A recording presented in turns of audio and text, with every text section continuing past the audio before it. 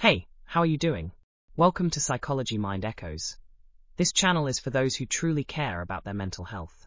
Sarah has been stuck between two career paths for 3 months. One safe and predictable, the other risky but dreamy.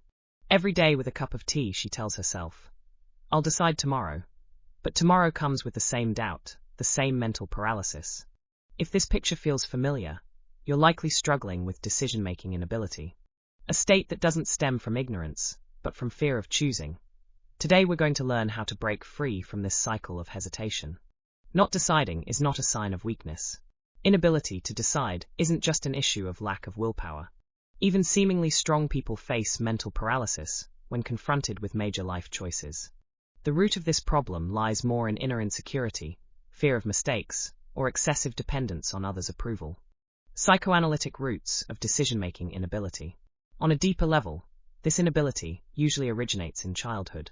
When parents make decisions for the child or react harshly to their mistakes, the child's mind learns that choosing is dangerous.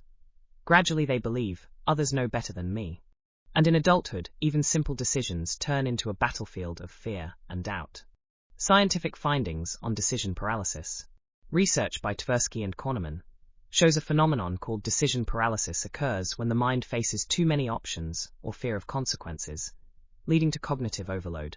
In other words, the more options there are, the harder decision-making becomes.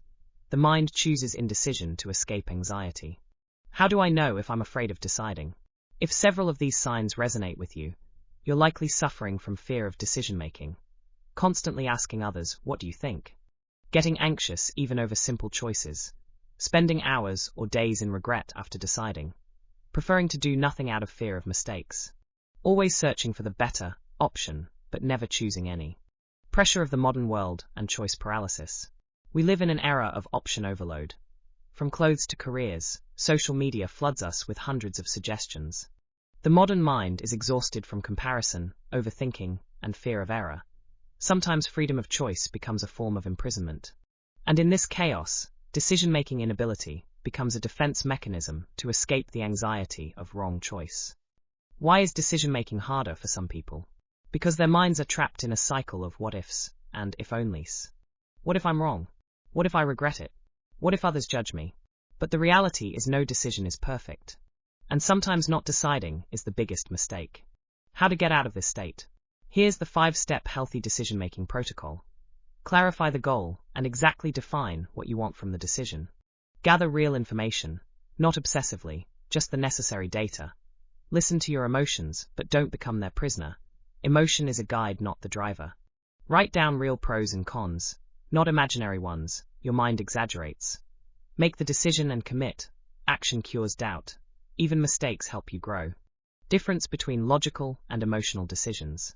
People sometimes think a good decision must be completely logical, whereas a healthy decision is one that rises from within yourself, not from fear, not from others' pressure. Independence in decision-making means respecting your inner voice. Self-confidence, the key to freedom from doubt.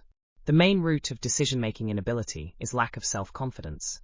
The more you know and accept yourself, the easier decision-making becomes. When you trust yourself, even your mistakes build oomph. You. Emotional conclusion. Life is built from the decisions you have the courage to make, not the ones you run from. Deciding means trusting yourself. Even when the future is uncertain, remember, the worst decision is indecision. Inspiring quote. In the end, we only regret the chances we didn't tackled. Take. Final challenge question. What was the last decision you postponed out of fear? Write it in the comments, maybe saying it is your first step. If this topic was helpful, like, subscribe, and hit the bell so you don't miss future episodes on mind and psychology.